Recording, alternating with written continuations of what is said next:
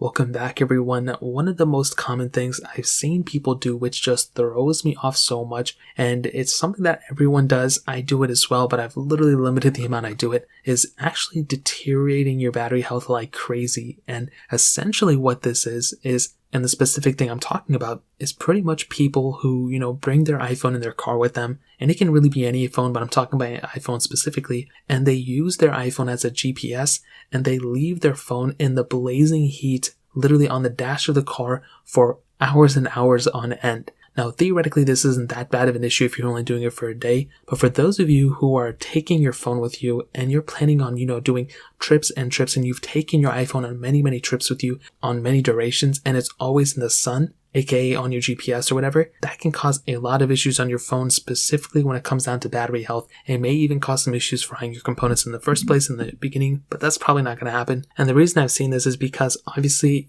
anytime you have a phone that's, in the blazing heat all the time, that can cause a lot of issues.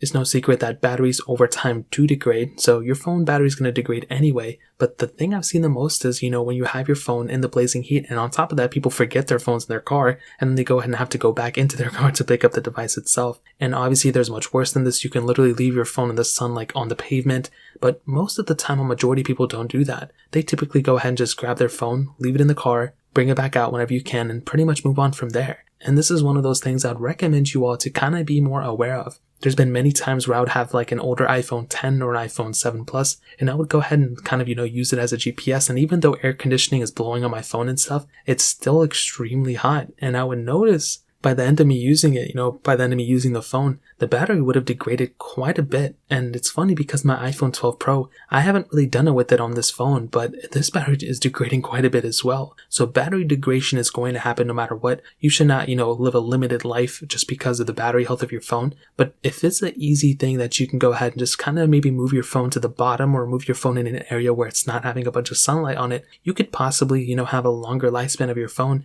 and possibly preserve most of that battery life.